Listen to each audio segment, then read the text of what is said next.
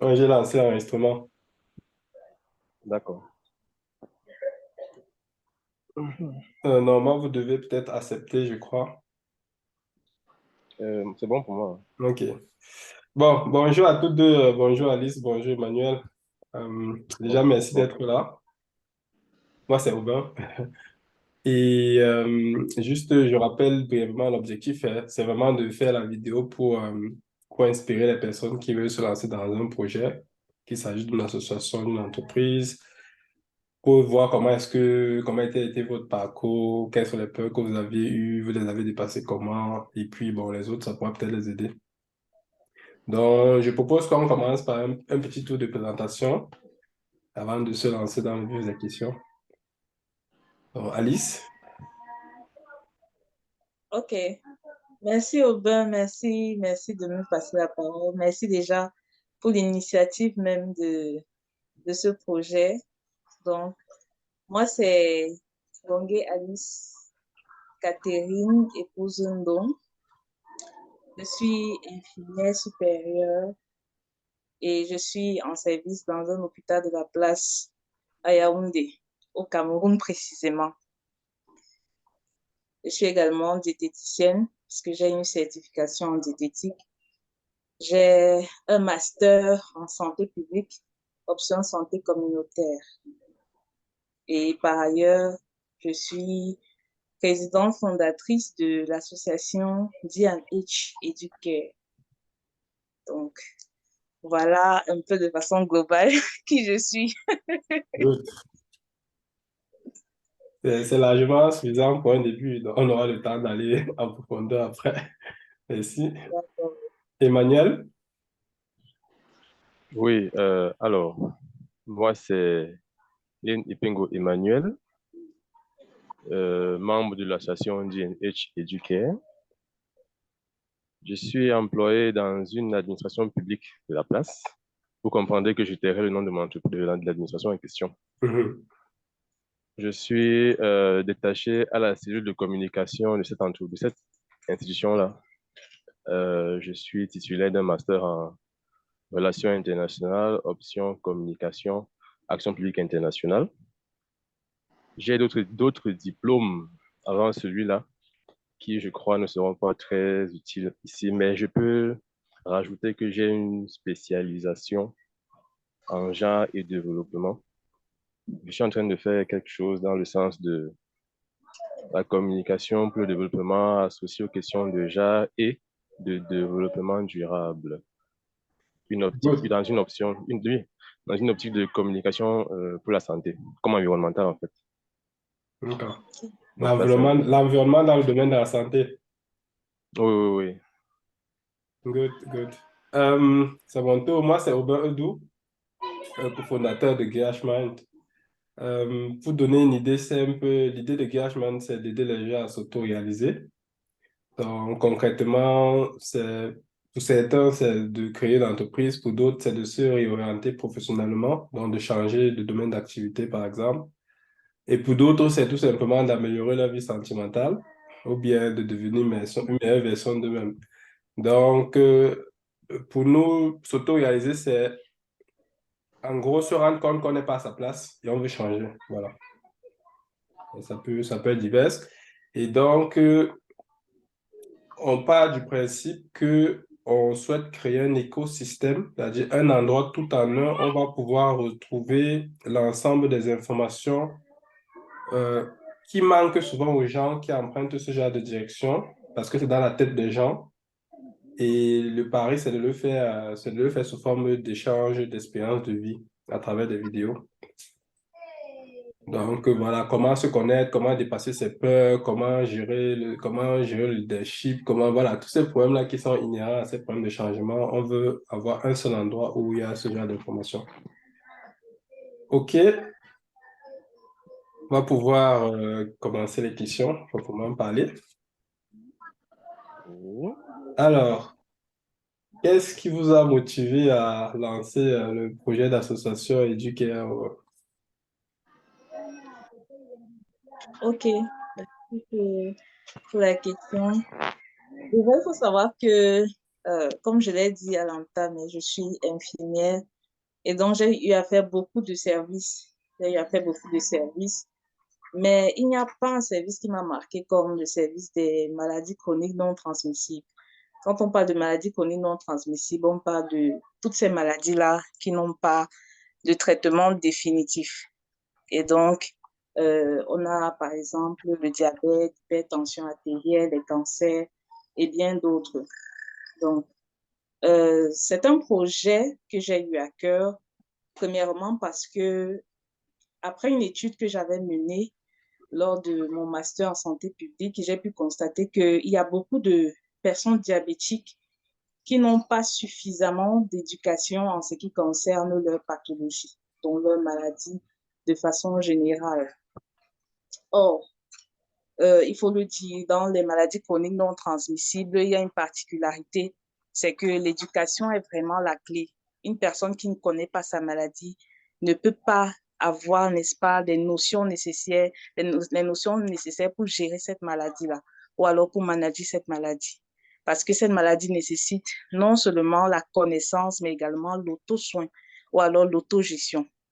Donc, premièrement, j'ai été motivée parce que c'est un problème de santé publique. J'ai pu constater qu'il y a beaucoup de personnes qui souffrent de diabète et beaucoup de personnes n'étaient pas suffisamment éduquées par rapport à cette maladie-là. Donc, on retrouve beaucoup de patients qui viennent à l'hôpital, mais qui ne savent même pas ce que c'est que le diabète. Vous allez voir les patients qui ont fait 10 ans, qui ont fait 15 ans avec le diabète. Lorsque ces personnes se retrouvent à l'hôpital, vous leur demandez que, mais c'est quoi le diabète? Cette personne sera incapable de vous dire ce que c'est que le diabète. Donc, l'éducation, pour moi, c'est la clé et c'est le point focal même de la prise en charge des maladies chroniques non transmissibles.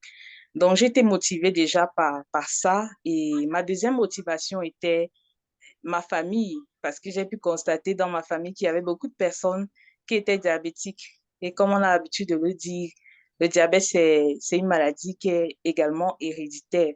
C'est-à-dire que moi-même, je suis prédisposée à avoir le diabète, non seulement de par ma famille, mais également de par la vie sociale. Oui, parce que le stress de la vie moderne, les aliments que nous mangeons tous les jours nous prédisposent également à développer cette maladie-là. Donc, au-delà du fait que ce soit une profession, ce soit une vocation, je pense que je le fais également par amour. Et donc, j'ai été boostée de mettre sur pied ce projet. Au départ, c'était juste une idée, hein. C'était juste une idée que j'ai partagée avec Emmanuel qui est présent. C'était juste une idée. Mais après, c'est devenu un projet parce que nous avons concrétisé cette association qui a une grande vision à long terme. Donc, voilà un peu. Good, good. Donc, en fait, si je comprends bien, c'est parce qu'il y avait, voilà, tu as touché du doigt un problème qui t'a marqué et en plus, tu as vu que le problème était très lié à l'éducation et à l'autonomie même des personnes qui en souffrent, à leur capacité à s'auto-guérir et que paradoxalement, il y avait, voilà, il y avait beaucoup plus de malades, mais il y a peu qui savent vraiment ce que c'est. Et pour couronner le tout, toi-même, tu es issu d'une famille qui a un peu qui a les traces du diabète. Donc, voilà, tu t'es personnellement marqué. Exactement. Good. Ça, c'est bien ça. Emmanuel voulait compléter quelque chose? Bon, compléter, non, c'est pas vraiment compléter, mais juste partager ma motivation à moi. En fait, quand Alice me parle du projet, qui n'était pas un projet à l'origine, elle me parle de son idée, ça m'emballe parce que je suis intéressé par les questions de bien-être, vu que je pense que oui, un peu comme elle, mon grand-père était hyper tendu, hyper tendu. Et il y a eu un moment dans ma jeunesse où j'ai eu comment dire, j'ai ressenti des malaises et je pensais que j'étais diabétique. Donc, j'avoue que j'ai stressé. J'ai fait des recherches sur la maladie et je me suis rendu compte que c'est une maladie qui est une maladie silencieuse. C'est une tueuse silencieuse, en fait. Et il y a très peu de personnes qui savent ce que c'est que le diabète, quelles sont ses manifestations, comment y faire face. Donc, quand il m'a parlé du projet, ça m'a emballé parce que j'ai pensé à ma propre expérience et je me suis dit pourquoi ne pas faire quelque chose qui va aider les autres dans un élan altruiste. Donc, ça m'a emballé et puis bon. je l'ai encouragé parce que je sais que c'est quelque chose qui est important. L'information et l'éducation sont des choses importantes, sont des mots-clés dans les domaines comme la santé, je reviens à l'environnement, oui, pour permettre aux gens de savoir comment est-ce qu'il vaut mieux, il faut vivre, comment améliorer leur bien-être au quotidien. En fait, ça m'a intéressé parce que c'est un projet qui avait comment dire, qui peut avoir un impact certain sur la société. Voilà, qui peut changer les choses. Le mot impact, c'est le mot clé, je vois. Le mot impact. Euh, Oui, c'est ça, c'est ça. good. Voilà, donc toi, c'était vraiment plus le côté personnel et le côté altruiste aussi. Mhm.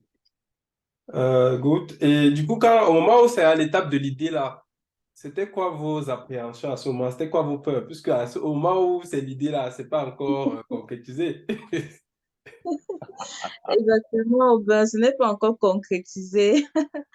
Honnêtement, je Ouais. vais dire que mes peurs, les peurs ont commencé je vais dire d'abord au niveau personnel. Donc, Faut dire la vérité. Dire la vérité. per- personnellement, personnellement, j'avais peur parce que j'avais peur d'être déjà en face des caméras, en face du public. Parce que je me dis, je n'avais pas suffisamment confiance en moi.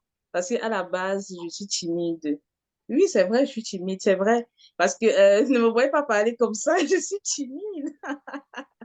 À la base, je suis une personne timide, donc je ne me voyais pas. Je ne me voyais pas être en face des personnes, en face des malades tout le temps, en train de les éduquer, ou bien même de d'autres personnes, pas seulement des malades, parce que nous ne faisons pas que dans l'éducation des personnes diabétiques, nous faisons également dans la sensibilisation des jeunes, de toutes les personnes qui sont à risque, toute la population. Donc, pour moi, je ne me voyais pas, je ne me voyais vraiment pas être porteuse de ce projet. J'avais peur justement parce que je me dis, je n'avais pas suffisamment confiance en moi. Deuxièmement, j'avais peur à cause des ressources humaines. Je me disais, OK, qui serait capable de me suivre ou bien de comprendre déjà le projet, l'idée pour que nous puissions développer ce projet-là. Je me disais, voilà, comment est-ce que je vais faire pour rassembler des personnes, pour rassembler même des ressources financières, parce qu'il ne s'agit pas juste que des ressources humaines, mais également des ressources financières. Parce qu'à la base, je vais le dire, je n'ai pas pensé à mettre sur pied une association. À la base, pour moi, mon idée était de créer en fait un complexe d'éducation thérapeutique. Ça veut dire que carrément toute une maison où les patients diabétiques vont venir et on va leur donner une éducation, mais avec vraiment des différentes branches à côté. Donc, c'était ça mon idée de départ. Maintenant, avec les autres, avec la ressource humaine qui s'est ajoutée, on a mûrement réfléchi. On s'est dit, voilà, c'est vrai qu'il n'y a pas encore de ressources financières, on n'a même pas de notoriété. Pourquoi ne pas commencer par une association? Donc, au départ, c'était ça mes peurs. Au départ, c'était vraiment ça mes peurs. Voilà. Déjà, c'est pas des petites peurs. J'ai noté finance, ressources humaines et confiance en soi. C'est déjà des gros morceaux.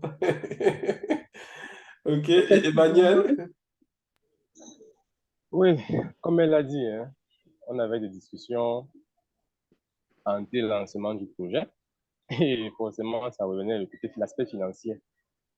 Mais ma plus grande peur, disons, oui, l'obstacle auquel je voulais de faire face, c'était l'engagement de ceux avec qui on devait cheminer. Parce que l'engagement, c'est vraiment quelque chose d'important quand on veut lancer un mouvement. On peut être seul, avoir l'idée, avoir même les moyens, mais si on ne s'entoure pas de bonnes personnes,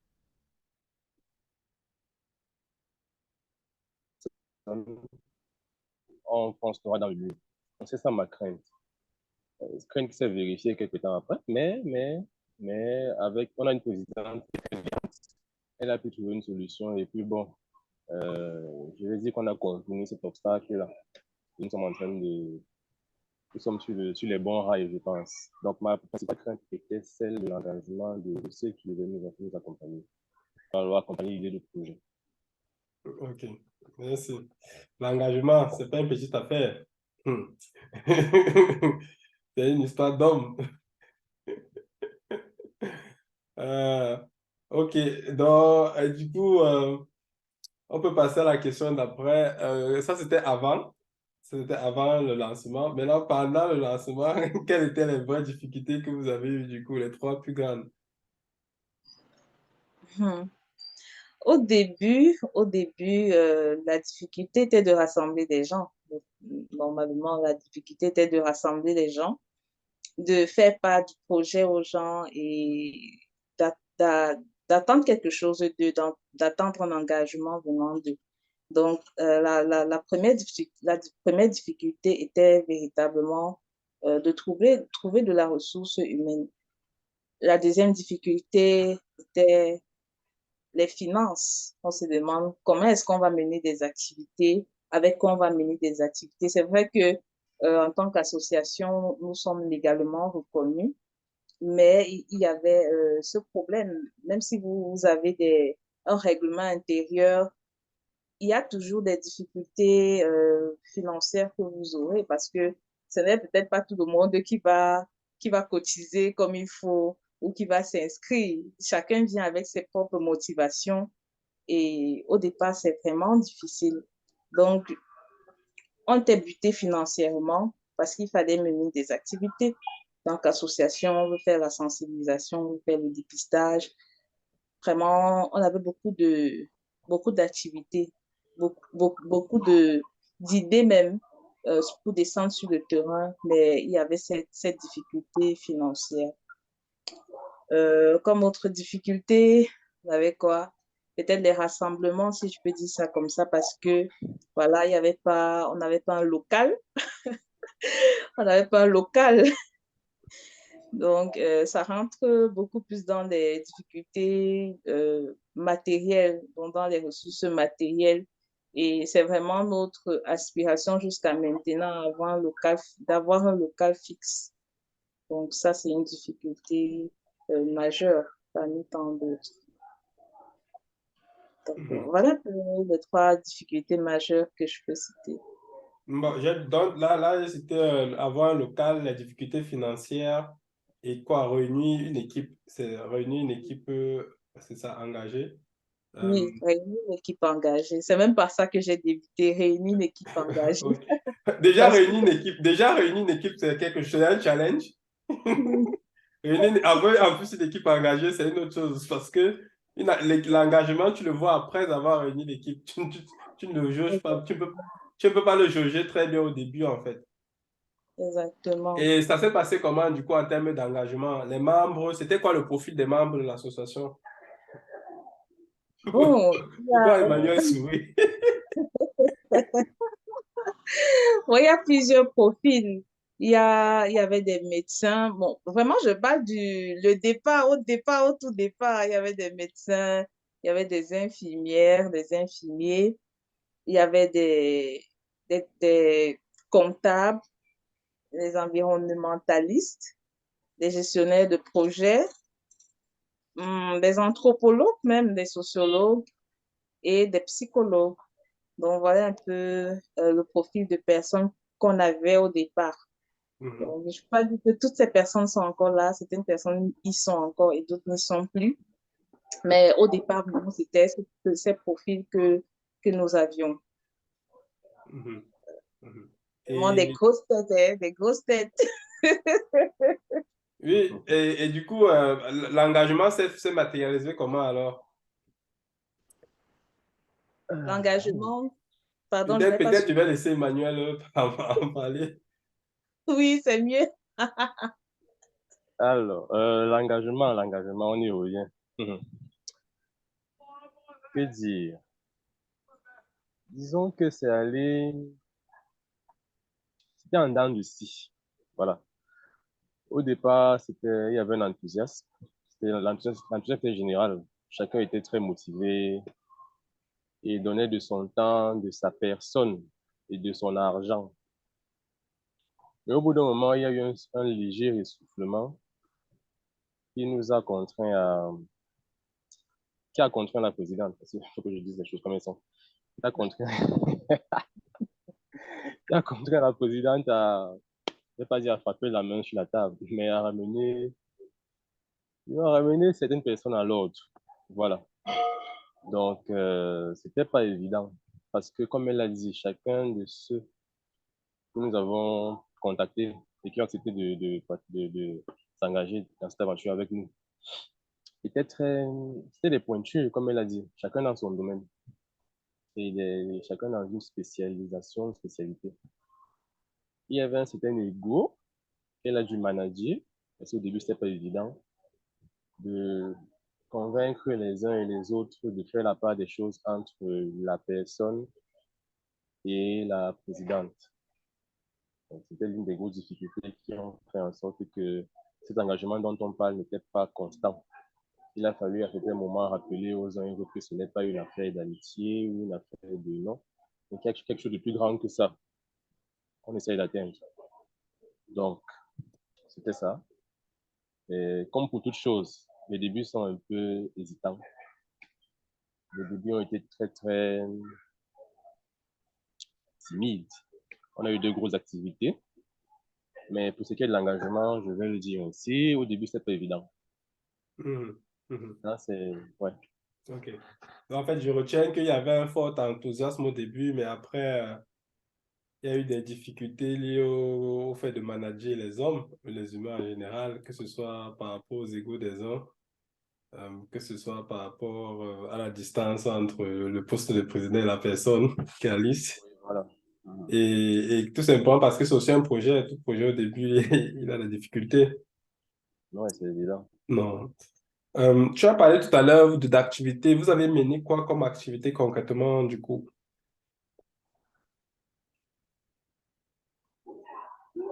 C'est la question, c'est pour Alice, un peu. Ah, d'accord. Nous avons déjà l'association a été mise sur pied en juillet 2021. Donc, notre première activité a été menée au mois de novembre 2021. Le 14 février, lors de la journée internationale du diabète, nous avons décidé de faire une campagne de sensibilisation et dépistage à la paroisse Atna. C'est une paroisse, une église presbytérienne, vraiment de grande renommée ici au Cameroun, précisément dans la ville de Yaoundé. Donc, nous avons mené une campagne là-bas où nous avons dépisté, Emmanuel, je pense, pratiquement 500 personnes, plus de 500 personnes même. Oui, oui, dans ces zones, Oui. Donc, ça, c'était vraiment une grande activité que nous avons menée. Ensuite, tous les deuxièmes samedis du mois et les quatrièmes samedis du mois, on se rencontrait pour les séances sportives. Oui, donc des marches sportives, des séances sportives. On se rencontrait tout le temps. On organisait généralement ces activités-là. Et au cours de ces séances sportives, nous profitions également pour sensibiliser la population. Voilà.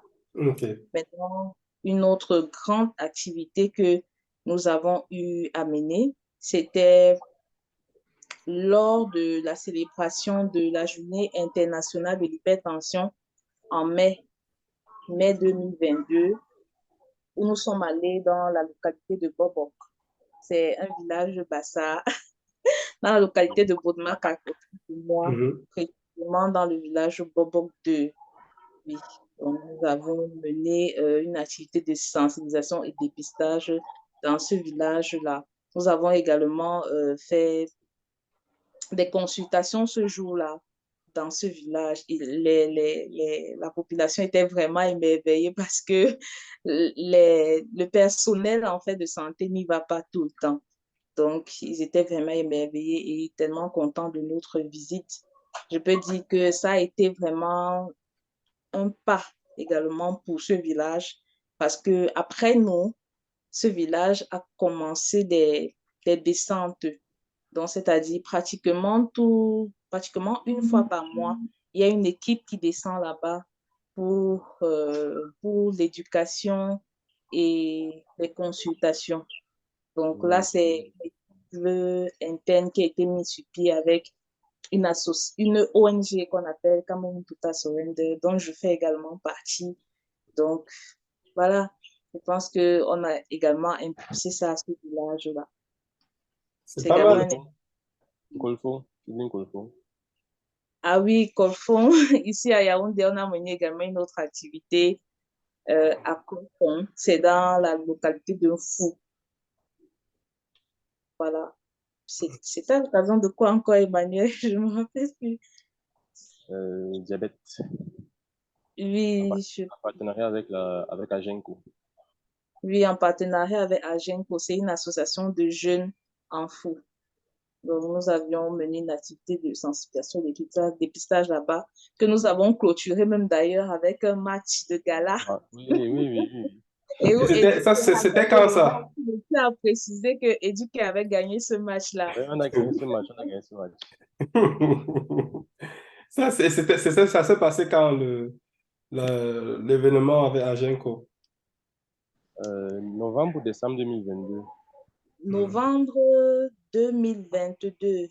Oui, en fin d'année. Oui, en Ok. fin d'année. Novembre Ok. 2022, c'était à l'occasion de la célébration de la Journée internationale du diabète. Mhm. C'était une Ben, en fait, semaine où nous avons eu un certain nombre d'activités et donc parmi lesquelles celle-là précisément. ok. Il faut, s'il te plaît, Aubin, si je peux ajouter quelque chose. La présidente a oublié de mentionner qu'on a mené une campagne d'éducation au lycée de Délixono, à l'occasion de la Oui, journée du cœur. mais la Journée internationale du cœur se célèbre tous les 29 septembre. La journée de quoi? Du cœur? Oui, la Journée du cœur. Ah, ok. Donc, on y a été, et puis les dirigeants, le proviseur, le censeur et autres ont été intéressés, et ils ont proposé qu'on se rencontre et qu'on essaie de voir comment travailler ensemble. Ah, c'est Donc, c'est bien ça. pas encore formalisé, mais bon. Ah, c'est bien. Bah, du coup, je vois que vous avez fait, ça fait quand même 4 gros événements en Oui. l'espace de peut-être 1 an et demi. C'est pas mal. Et là, on est presque le 14 février, donc j'imagine qu'il y a un événement à venir dans 2 jours. Oui, oui, oui, oui, oui, oui, ça sera hors micro. Ok. Donc, Alice, tu ris?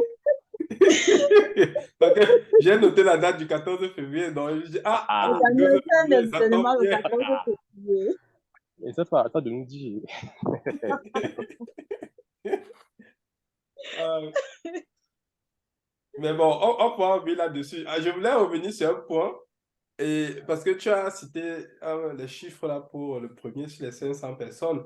Et en termes d'impact, est-ce que vous avez aujourd'hui une façon de mesurer, je vais dire global, quel est l'impact que vous avez eu jusqu'à présent sur l'ensemble des principales actions que vous avez effectuées en fait? Genre, par exemple, j'ai noté que vous avez dépisté environ 500 personnes pour la première descente à l'église presbytérienne. Pour la descente dans le village, ça, c'était pas fou, ça c'était en mai Bon, 2022. Je ne connais plus quel village, le nom du village c'était, mais c'était, c'est à voilà, Bobok 2. Bobok, ça c'était pour l'hypertension. Donc voilà, globalement, en fait, là-bas, c'était combien de personnes qui ont été à peu près touchées? C'est juste histoire de se dire, OK, comme vous êtes une association, quelque part, une idée de mesure de votre impact, c'est le nombre de personnes que vous influencez. Est-ce que c'est quelque chose que vous tracez pour faire valoir auprès d'institutions ou bien tout simplement de toute personne qui serait intéressée pour mesurer votre rôle? Parce que moi, je vois un rôle hyper important, surtout pour un projet qui débute. Et je sais qu'au combien c'est difficile d'aller dans certaines localités au Cameroun. Donc, c'est pas à côté, quoi. Donc, quand on dit qu'on se déplace quelque part, c'est toute une logistique. Je ne sais pas si la présidente a un ordre de grandeur. Bon, nous avons, généralement, après chaque descente, nous avons des rapports de descente que nous faisons après chaque descente et c'est ça qui nous sert en fait de preuve également que nous avons effectivement fait cette descente. Nous avons des fiches que nous faisons lors de nos descentes, des fiches que nous conservons et qu'on donne, on remet également à la personne qui a été dépistée avec ces différentes valeurs. Nous recensons généralement les numéros de téléphone de ces personnes. Donc aujourd'hui, nous avons ces rapports, nous avons un groupe WhatsApp où nous entretenons également certaines de ces personnes. Dans un groupe WhatsApp, bien évidemment, nous avons également une liste de diffusion où nous pouvons de fois atteindre ces personnes au travers de l'éducation que nous faisons et la sensibilisation que nous faisons sur les réseaux sociaux. Je peux dire qu'au départ, notre immaturité dans le domaine nous a fait perdre certaines personnes parce que au départ, après la première descente, je peux dire on n'a pas vraiment réfléchi sur le long terme comment est-ce que nous pouvions gérer ces personnes-là. Et la principale difficulté que nous avons eue, c'est le local, comme je le dis encore, c'est le local. Parce que si nous avons un local et que nous arrivons à recenser ce nombre de personnes, parmi par exemple 500 personnes que nous avons dépistées, s'il y a des personnes diabétiques qui nécessitent un suivi, où est-ce que nous allons les suivre? Donc, nous avons besoin justement de ce local pour diriger les personnes que nous dépistons auprès de nous. Donc, ce que nous faisons actuellement, c'est vraiment de les suivre en ligne pour ceux qui peuvent être suivis en ligne, surtout au niveau de l'alimentation, au niveau de la gestion même du diabète ou bien de l'hypertension artérielle. Euh, pour ceux-là qui ne peuvent pas être suivis en ligne et qui ont besoin d'un suivi plus rapproché, les médecins et les infirmiers qui sont dans le groupe vont les rediriger vers nos différentes structures respectives. D'accord. Donc, en fait, je retiens qu'il y a, il y a, un- il y a un suivi par un groupe WhatsApp et puis, comme pour l'instant, il n'y a pas de local, si nécessaire, il y a une réorientation vers des professionnels, vers d'autres structures partenaires. Ok. Oui, effectivement. D'accord. Euh, ok, je ne sais pas si Emmanuel voulait ajouter quelque chose. Non, non, non, juste que sur un plan comptable, comme elle a dit, sur l'ensemble des activités que nous avons menées, nous sommes à presque 600 personnes que nous avons atteintes. Donc, parmi les 600 personnes, il y a bon nombre que nous suivons, comme elle a dit, dans les forums WhatsApp. Donc, petit à petit, on change les mentalités et on touche les gens en termes d'impact, comme tu demandais, ce qu'on a, quel est notre impact là. Mhm, mhm. Euh, Donc, et est-ce qu'il y a est-ce que l'association a des prestations qu'elle fait, euh, parce que par rapport au problème de finance, j'imagine que vous avez essayé de réfléchir là-dessus. C'était quoi comme, quelles étaient vos pistes en fait? Parce que j'imagine que c'est un problème pas sensible, mais bloquant, si on peut dire ça comme ça, qui peut-être vous freine dans l'élan, dans la capacité d'idée que vous avez. Euh, Vous avez pensé à quoi comme piste pour renflouer les caisses, histoire d'être plus impactant? OK. Pour cela, déjà, nous avons essayé de revoir les statuts et le règlement intérieur. Question pour les personnes qui adhèrent au groupe d'être déjà inscrits. Parce qu'au départ, les personnes adhéraient au groupe et après, ils disaient, voilà, on va payer notre inscription à la suite, ce qui ne suivait pas. Donc, nous sommes vraiment stricts dessus. Lorsque une personne veut s'inscrire, après avoir lu le règlement intérieur, paye son inscription avant d'adhérer. Donc, nous avons décidé d'être stricts dessus. Stricts également sur les cotisations annuelles. Deuxièmement, nous faisons des prestations telles que la vente du matériel, le matériel de gestion même de la glycémie et de l'hypertension artérielle, tels que les glucomètres, les tensiomètres, les mètres rubans, les balances, tout ce qui rentre en fait dans le comptage des personnes diabétiques et hypertendues. Nous faisons également des programmes alimentaires pour les patients diabétiques et hypertendus, les patients également qui souhaitent perdre du poids, donc des patients obèses. Nous faisons des programmes alimentaires, nous faisons même des challenges, si je peux dire ça comme ça. De fois, on peut organiser juste des challenges en ligne sur la perte du poids afin de booster certaines personnes à adhérer à notre communauté. Voilà. Et il y a des packages pour ça. Donc, dans ces packages-là, il y a des programmes sportifs, il y a le programme alimentaire et il y a également la vente du matériel, comme je viens de le signifier. Ok. Ok, donc en gros, il y a l'adhésion déjà des membres qui est payante. Il y a les cotisations annuelles et la vente du matériel avec certains programmes. C'est à peu près quoi l'ordre de grandeur pour une cotisation annuelle? Je veux dire, quand Oui, tu es membre, tu vois, parce que je me dis que le matériel, bon, c'est pas tout le monde qui peut, en tout cas, c'est pas tout le monde qui, c'est pas quelque chose qui va être forcément fréquent, alors que les cotisations, pour être membre, c'est quand même quelque chose qui est plus constant.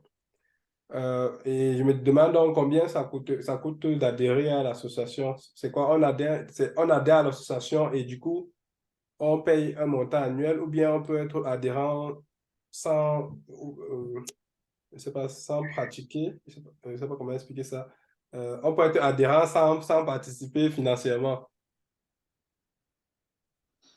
non, dès lors que vous voulez faire partie de l'association, vous devez d'abord payer votre inscription et l'inscription coûte 5 000 francs Ok.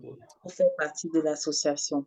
Maintenant, il y a plusieurs catégories de membres. Il y a des membres adhérents, il y a des membres sympathisants, des membres d'honneur.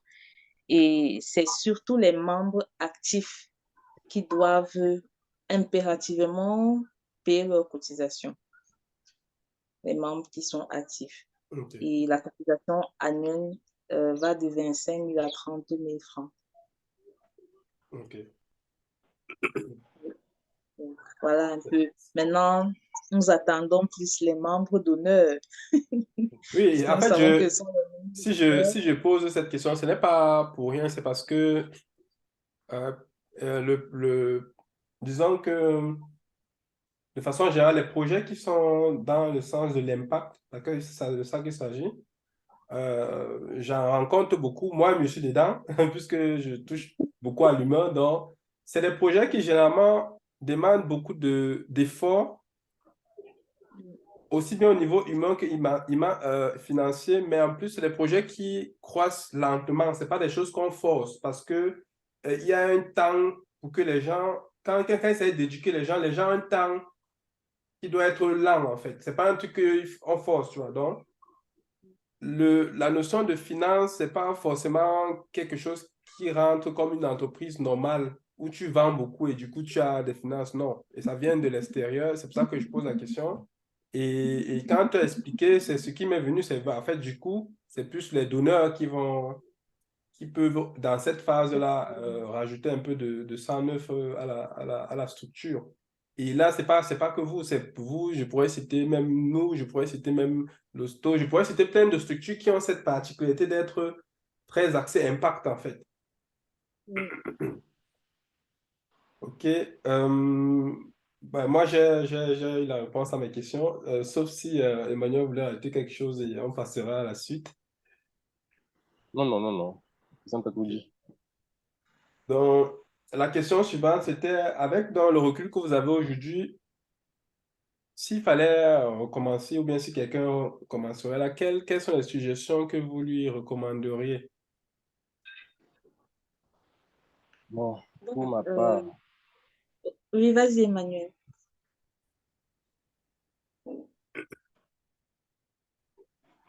euh, bon, pour ma part, je lui dirais simplement d'être résilient parce que s'engager sur ce chemin-là,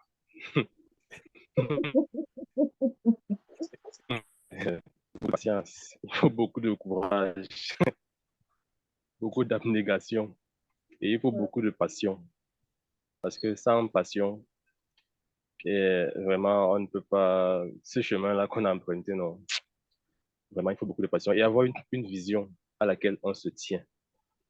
Parce qu'une fois qu'on a la vision, même s'il y a des moments où ça ne va pas, où on a envie de baisser les bras, on essaie de se souvenir de ce pourquoi on s'est engagé. Et je crois que là, on est un peu boosté. Maintenant, s'entourer des bonnes personnes, oui, c'est quelque chose d'intéressant, mais il faut d'abord soi-même vraiment aimer ce qu'on fait, vouloir atteindre ses objectifs. Ça, c'est quelque chose de très, très important, vraiment. La patience. Ouais. Je reviens parce que la présidente veut parler, voir comment ça pèse là, il faut qu'elle parle. Non, c'est pas ça, Emmanuel. C'est juste qu'à la suite de ce qu'Emmanuel a dit, je dirais vraiment, il faut avoir de l'amour. Il faut avoir l'amour pour autrui. Moi, l'une des choses qui me tient, c'est vraiment l'amour pour l'humain. Je pense que c'est une des choses qui me passionne et qui fait de moi la personne que je suis. L'amour pour l'humain. Des fois, je donne tellement à l'humain que je m'abandonne moi-même. Et je pense que l'une des choses que, peut-être j'anticipe sur une question que vous pensez me poser, mais l'une des choses qui m'a vraiment marqué, même chez vous, Aubin, c'est cet amour pour l'humain-là. Et au-delà de ça, je pense que vous m'avez amené à me surpasser. C'est vrai que Emmanuel ne vous connaît pas, mais des fois, il y avait des actions que je posais, il me disait que, mais je suis que c'est vraiment toi ou c'est une autre personne qui est en train d'écrire parce que vraiment, tu m'as amené à être tempérante et à tolérer même certaines choses, mais au-delà de ça, à être strict, avoir de la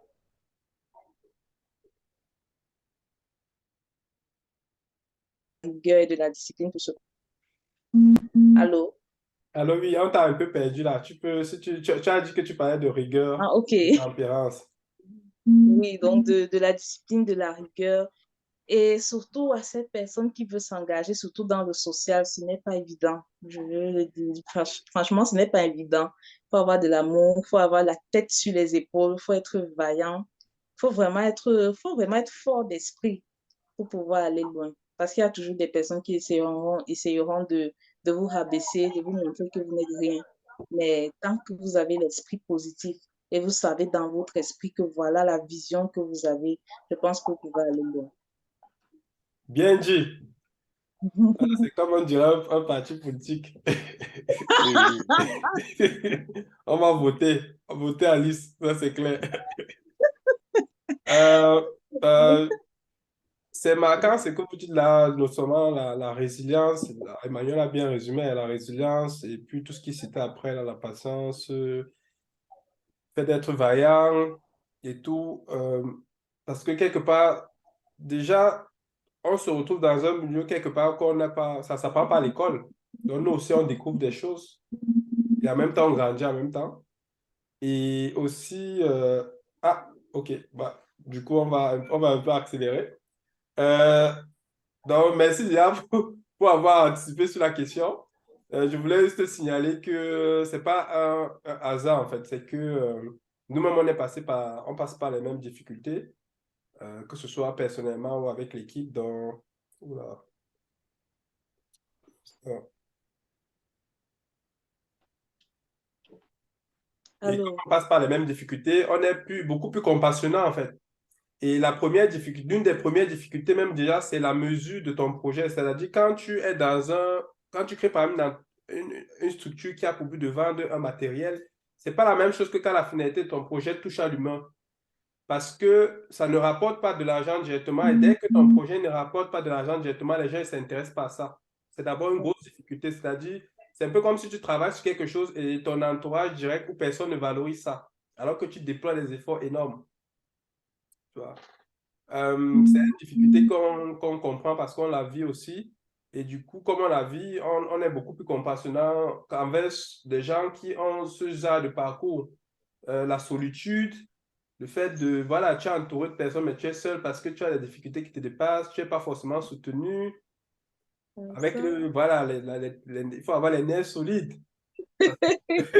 Faut avoir faut vraiment avoir les nerfs solides parce que le jour même où tu te dis que bon, tout va bien se passer, c'est ce jour-là. Qu'est-ce que C'est ce jour-là que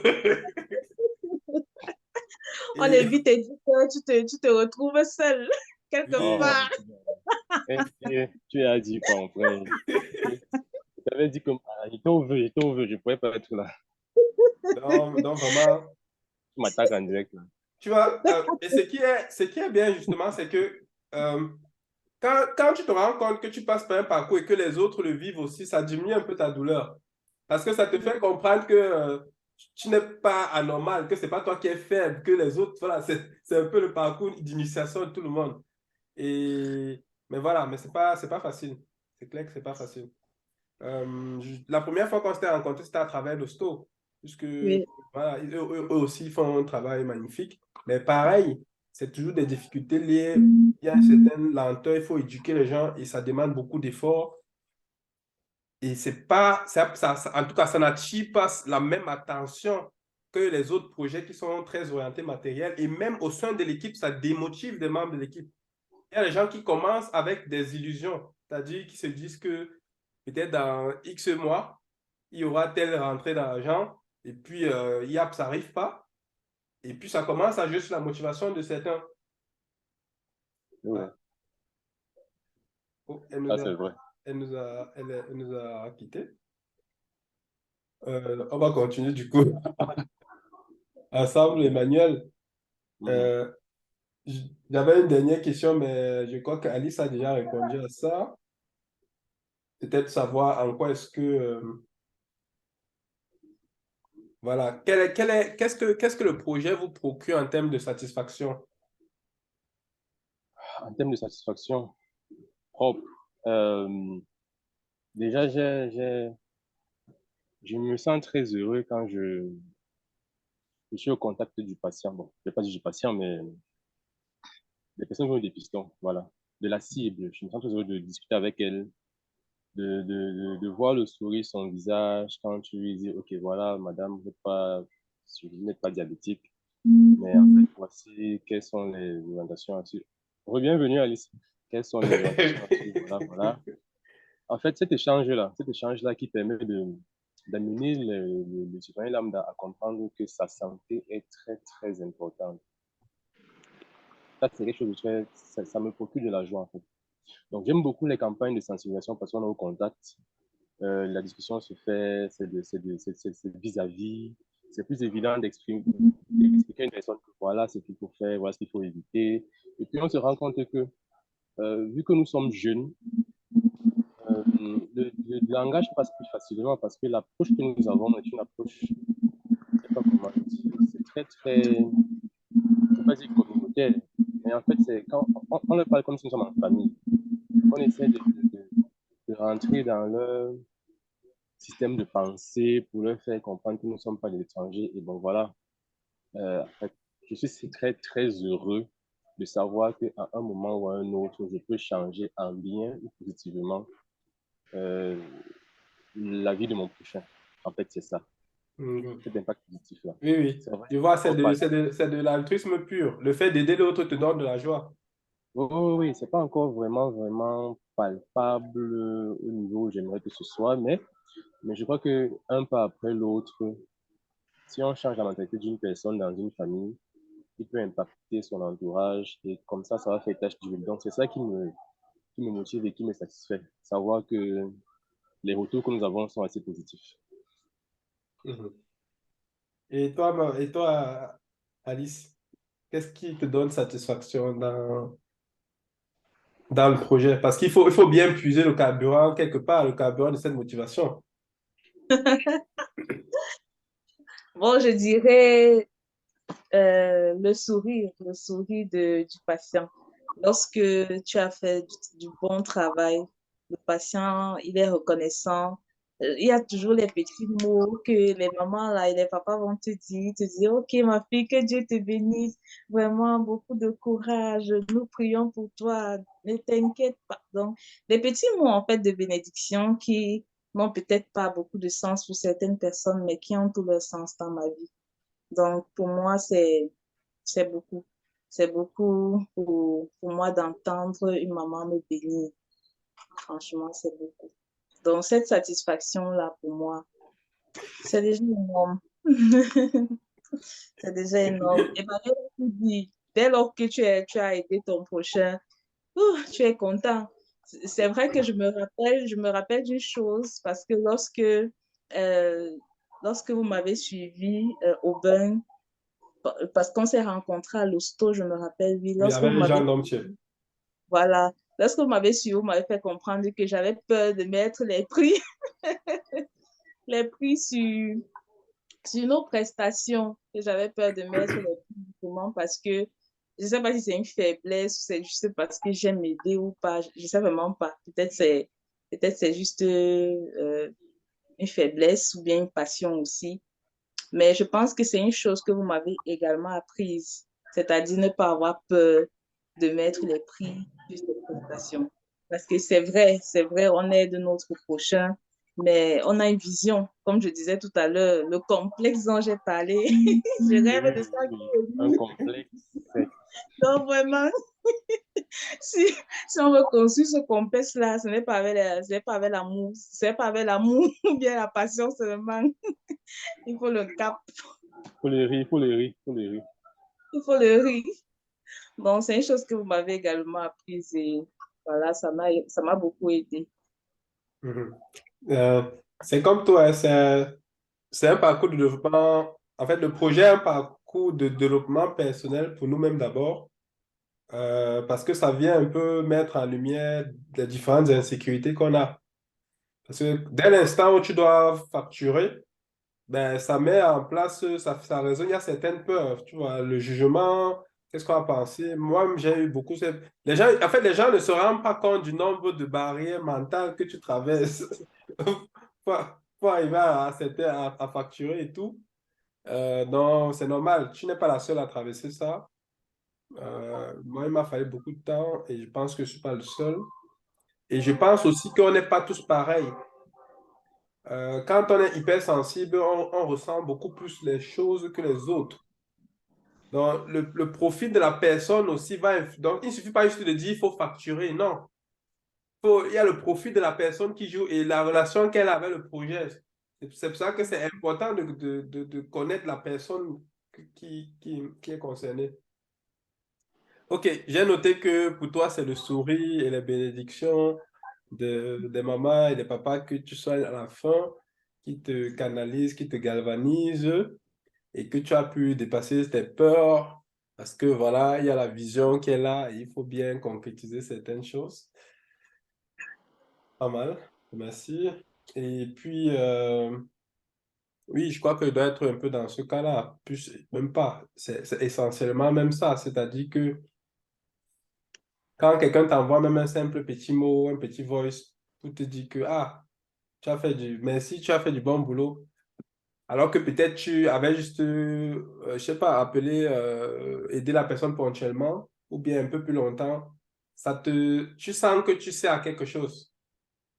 Parce que les signaux, comme il y a très peu de signaux de confirmation de ta valeur, à part peut-être, surtout au début, mais quand tu as ce mot-là, en fait, tu en sors, voilà, ça te conforte dans le fait que même si peu de personnes reconnaissent la valeur de ce que tu fais parce que c'est sur le long terme, que ça a une valeur réelle. Parce que par moment, on oublie, à force d'être dans la tête de guidon, on oublie pourquoi on a même commencé. On oublie quelle était la douleur qui nous a poussé à se lancer dedans. Et quand moi je reçois un petit mot comme ça me rappelle que, ah oui, si, c'est pour ça que j'ai commencé, ça vaut la peine de continuer. Et c'est bien. Good. Et puis la dernière question, bon, je pense que tu as répondu, hein, c'était de savoir en quoi est-ce que j'ai pu t'aider. J'avais pas de contact avec une manière en particulier, mais c'était ça être toi. Ok.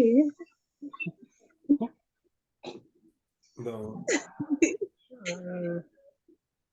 je te laisse Emmanuel, tu n'as répondre, rien à dire. Alice. Hein, hein, hein. Tu n'as rien à dire, Emmanuel. Si, j'ai fait la promotion, hein. Faut nous suivre sur Facebook et Instagram et tout ça. Mhm. Voilà. On a une très bonne communication digitale. Je vous encourage d'ailleurs à suivre notre page. C'est très, très... Je pense que je suis déjà inscrit. Je suis déjà Oui, abonné. oui, oui, oui, oui. Tous ceux qui vont regarder la vidéo, pardon. Mhm. Suivez-nous, c'est important. C'est important. On veut l'argent. Et les bailleurs veulent savoir si on existe. Donc, quand vous allez nous suivre comme ça, là, ça va attester notre existence et de ce qu'on fait. Donc, pardon, suivez-nous beaucoup. Soyez nombreux. Comme ça, on aura vite l'argent. Et on sera au contact facilement avec vous. C'est ça. Ah, ouais. Good, good. Ben, si personne n'a pu rien ajouter, j'aurais envie de vous dire merci, hein.